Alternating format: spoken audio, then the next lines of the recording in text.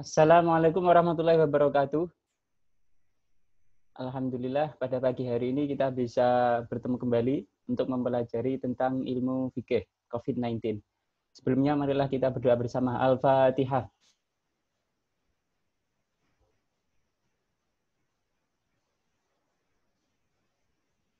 Langsung saya share materi di sini. Ini. Selanjutnya adalah tentang wabah. Sebabnya itu kenapa? Kenapa bisa muncul wabah dan atau penyakit taun? Menurut perspektif Islam. Langsung saya baca. Bismillahirrahmanirrahim. Sababul wabak utawi iki iku mertelaken sebabe wabak wa ini lan taun. Ini pasal menjelaskan tentang sebabnya turunnya wabak dan taun. An Abdullah bin Umar radhiyallahu anhu, dan ceritakan saking Abdullah bin Umar radhiyallahu anhu apa ana rajulan dawuh ana rajulan.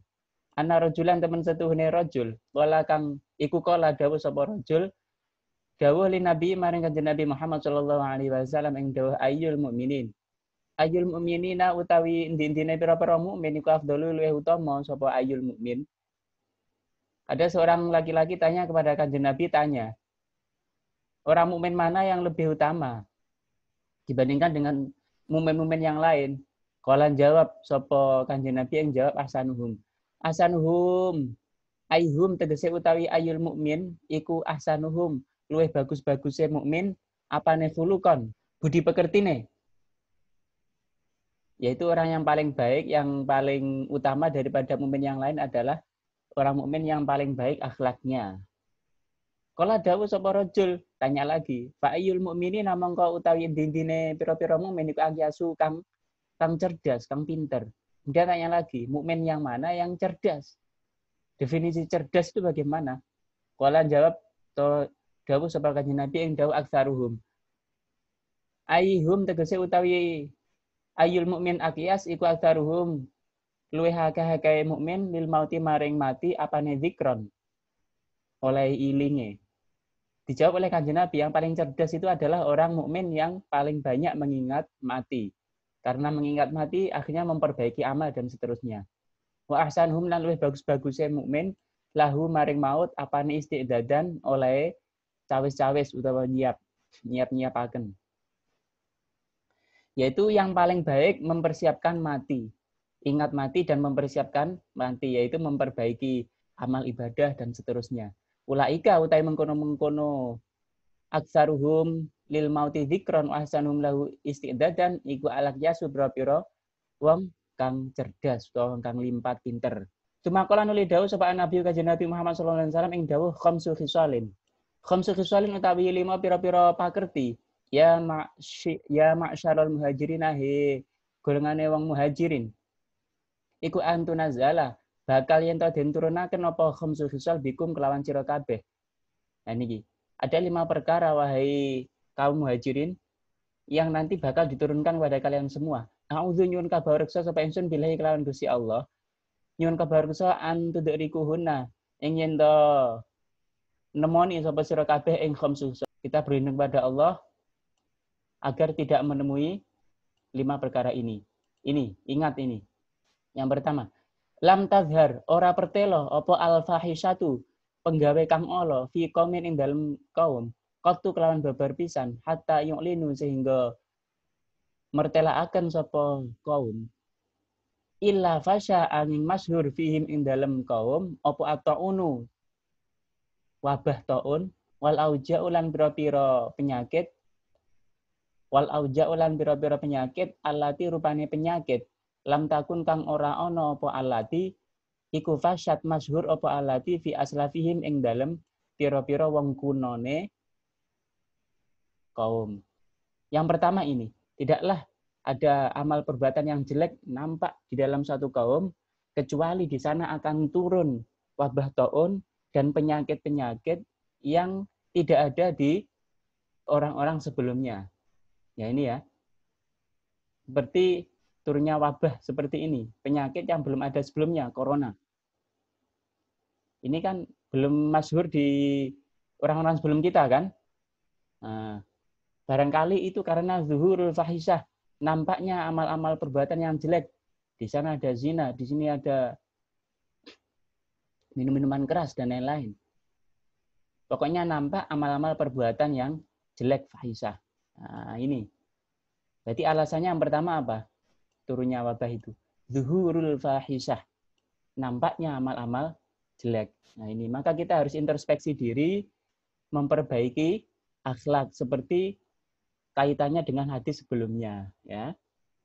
Itulah orang mukmin yang baik.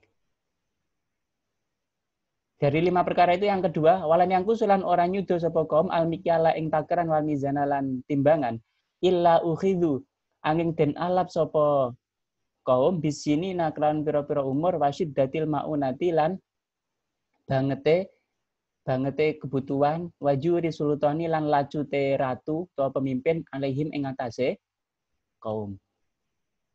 Ini yang bakal terjadi di antara kita. Ada suatu kaum tidaklah mengurangi timbangan dan takaran kecuali mereka akan diberikan balasan yang berupa umurnya pendek, kebutuhannya itu susah, dan adanya pemimpin yang buruk, pemimpin yang kurang amanah. Karena alasannya apa? Mereka mengurangi timbangan. Ketika di pasar itu ya seharusnya 4-5 kilo itu dikurangi sedikit. Nah itu ya. Nah, ini perkara-perkara dunia, tapi penyebabnya adalah perkara-perkara yang seperti ini. Kadang kalau kita itu nggak percaya, mengapa kok pemimpin kita itu kok jelek misalkan? Ya karena kaumnya sendiri itu seperti ini kelakuannya. Bukan karena yang milih. Ya, karena kelakuannya itu ya seperti ini. Tidak amanah dalam timbangan. Ini kadang tidak masuk akal, tapi agama menjelaskan.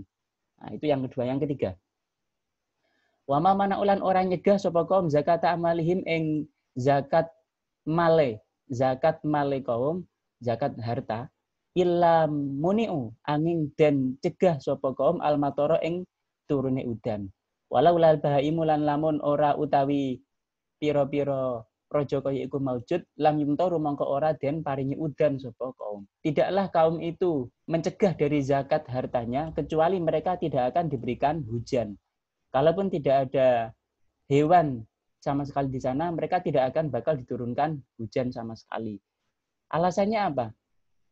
Alasannya mereka tidak mau membayar zakat. Akhirnya mereka tidak dikasih hujan. Kadang karena hujan itu terhenti atau belum turun hujan gara-gara kelakuan kita sendiri. Tidak mau zakat. Ya. Ini alasan duniawi, tapi penyebabnya itu alasan-alasan akhirat seperti ini. Kadang kita itu nggak percaya, kita harus percaya seperti ini. Sampai-sampai di sini kita itu tertolong karena hewan. Karena adanya hewan butuh makan minum, akhirnya sama Allah itu diturunkan hujan. Ini kadang kita itu butuh bantuan hewan ya ini ya. Nah, buktinya apa?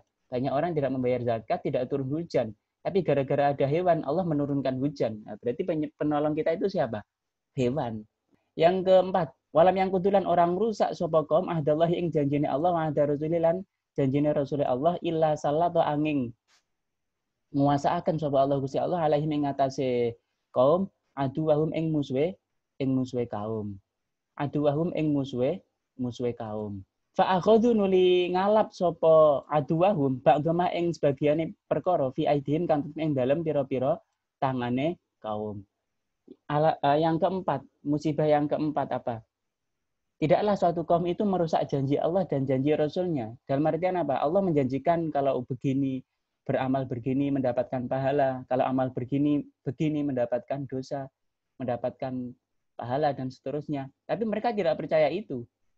Kalau seperti itu tidaklah seperti itu kecuali Allah akan memberikan penguasaan terhadap mereka, yaitu musuh-musuh mereka. Musuh-musuh akan berdatangan. Kita akan terjajah. Alasannya apa? Mereka tidak mau mengamalkan ajaran agama Islam dengan baik. Akhirnya apa? Musuh mereka itu mengambil apa yang ada di tangan mereka. Itu namanya terjajah. Terkadang alasan-alasan duniawi seperti ini terjajah. Tapi alasannya apa penyebabnya? Penyebabnya adalah tidak taat kepada Allah dan Rasul. Kadang nggak percaya orang-orang kok dihubung-hubungkan dengan agama ya. Nah, gimana agama kan berbicara seperti itu. Pamalam yakulan orang ngukumi sapa a'immatuhum pira-pira pemimpine kaum bikitabilahi ngukumi kelan pira-pira kitabe Allah. Wa yatakhidulan orang ngalap sapa a'immatuhum fima ing dalem perkara anzala kang nurunaken ing mas sapa Allah Gusti Allah. Illa ja'ala angin dadekaken sapa Gusti Allah ba'sahum ing bahayane kaum bainahum ing dalem antarane kaum. Tidaklah seorang pemimpin di dalam suatu daerah menghukumi dengan kitabnya Allah dan tidak mengambil apa-apa yang sudah diturunkan oleh Allah, mengambil hukum maksudnya, kecuali Allah akan memberikan bahaya di antara mereka. Ini berarti apa? Dalam satu daerah, dalam satu negara, tidak menghukumi, membuat suatu hukum yang bertentangan dengan Allah. Tidak harus plek Al-Quran kok, tidak harus plek negara Islam, tidak. Yang terpenting agama itu sesuai dengan apa? Sesuai dengan Al-Quran, tidak bertentangan dengan Al-Quran itu cukup. Tidak harus negara itu Islam, tidak. Suatu daerah tidak memberlakukan hukum yang sejalan dengan kitabullah kecuali di sana akan diturunkan suatu bahaya oleh Allah. Nah, terkadang bahaya-bahaya duniawi seperti itu alasannya ya memang pemimpin-pemimpin kita tidak baik. Tidak harus kok negara itu Islam, tidak. Yang terpenting pemimpinnya baik, hukumnya sesuai dengan Islam. Ya. Pancasila sesuai dengan Islam apa enggak? Sesuai. Ketuhanan yang Maha Esa, Qul huwallahu ahad, dan seterusnya. Itu berarti sesuai, enggak harus negara Islam, tidak. Wa ana Aisyah talan dan dikatakan sang Sayyidah Aisyah radhiyallahu anha, zawjin Nabi rupane garwane kanjeng Nabi Muhammad sallallahu alaihi wasallam. Dan dikatakan apa anha teman sedune Sayyidah Aisyah iku akhbarat awe kabar sapa Sayyidah Aisyah ing kanjeng Nabi. Ini ada Sayyidah Aisyah istrinya kanjeng Nabi, minta kabar, tanya, ini istri yang baik, ya. Kalau jadi istri yang baik itu tanya kepada suaminya tentang hal-hal yang baik seperti ini. Annaha ing temen sedune Sayyidah Aisyah. Iku sa'alat takon sapa Sayyidah Aisyah Nabi Allahi ing nabine Gusti Allah sallallahu alaihi wasallam, dia suaminya sendiri itu Rasulullah. Tanya ani tauni saking perkorone taun. Sayyidah Aisyah tanya kepada kanjeng Nabi tentang taun. Taun itu apa toh? Bagaimana taun itu? Kemudian dijawab, Fakhbaruhan uli awe kabar ing Sayyidah Aisyah sapa Nabiullah sallallahu alaihi wasallam Rasulullah. Awe kabar anahu ing temen sedune taun iku kana ana apa taun ana iku azaban dadi siksa. Ya ba'athu kang nurunaken ing azab sapa Allah Gusti Allah azza wajal alaman ing atase wong ya kang ngersakaken sapa Allah ing man. Oleh kanjeng Nabi dijawab, taun itu merupakan suatu azab. Wes, fix. Kalau ada taun berarti azab yang diturunkan oleh Allah kepada siapapun yang dikehendaki oleh Allah.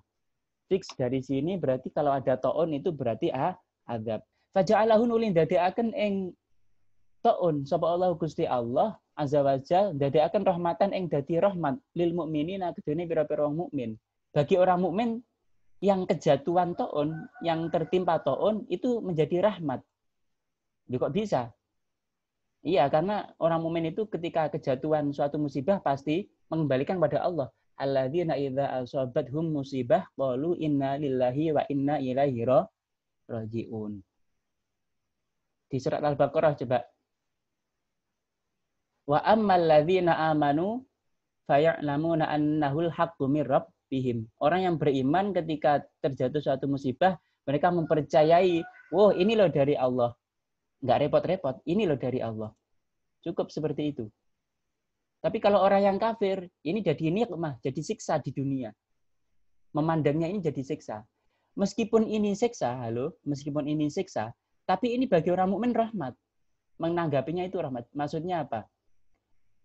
Turunnya itu karena siksa, tapi ketika sudah turun itu akan menjadi rahmat. Kalau bisa memperlakukan suatu musibah itu dengan baik. Kalau orang kafir tidak. Wa amal ladzina kafaru fayaquluna madza aradallahu bihadza masalah. Kalau orang kafir menanggapinya madza aradallah. Nyapa tok Gusti Allah kok seperti ini? Ndak nurun-nurune corona barang enggak. Kaitannya dengan rahmat itu apa? Memperlakukan taun ini falaisa mengko ora ono sapa min adin kawula. Ya kok kang tumiba apa ataunu? Ya kok kang tumiba apa ataunu taun fihi dalam abad.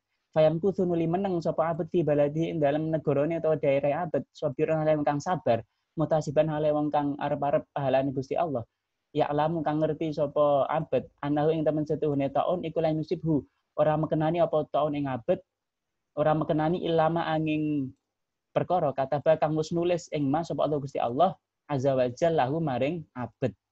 Bentuk rahmatnya apa? Orang mukmin itu kalau terkena taun, terkena wabah, penyakit, bukan hanya taun ya, penyakit yang apa ya, mungkin yang jarang. Sabar, ya. Kalau orang terkena penyakit, hitung-hitung itu mengurangi dosa gitu. Dan itu tidak mengenai dia kecuali sudah takdir. Ini kalau sudah mengenai loh ya. Kalau belum mengenai, nggak boleh langsung takdir gitu, nggak boleh. Harus berusaha. Kemudian diam di daerahnya, sabar ya. Ini kalau taun loh ya. Kalau corona kan tidak sepenuhnya sama. Sudah saya bilang kemarin, beda ya. Taun dengan corona itu beda, sehingga ada perbedaan sedikit di situ. Meskipun ada kesamaan, yaitu menanggapinya harus sabar, harus pasrah. Wis kalau terkena ya wis ini memang takdir Allah. Kalau belum terkena harus berusaha, itu ya. Nah, tidaklah seorang hamba sabar seperti itu iku ila kana angin ono iku lahu tetep keduwene abet apa mithlu ajri syahidi madani pahala wong kang mati syahid. Kalau orang sudah terkena abet terkena taun, tidaklah dia sabar dan seterusnya seperti itu tadi kecuali dia akan mendapatkan pahalanya orang yang mati syahid. Tapi orang yang sudah terkena loh ya. Kalau belum terkena seperti kita ya harus tindakan preventif tadi. Paham ya? Kita belum terkena. Belum terkena. Kalau sudah terkena, baru seperti ini. Sabar. Jangan keluar rumah. Menganggap ini sebagai pahala karena mengurangi dosa. Tidak jatuh ke kita kecuali itu memang sudah takdirnya Allah. Kalau meninggal baru mati syahid. Kalau belum terkena, ya harus hati-hati. Tindakan preventif kemarin kita jaga. Oke? Mungkin ini adalah pesan bagi kita ya, penting sekali ya. Oleh karena kita harus memperbaiki diri, mungkin karena banyaknya fahisah, karena banyaknya amal buruk yang sudah terjadi di antara kita. Oke, sekian. Terima kasih. Mudah-mudahan bisa membawa berkah dan manfaat. Sampai jumpa besok. Al-Fatihah. Assalamualaikum warahmatullahi wabarakatuh.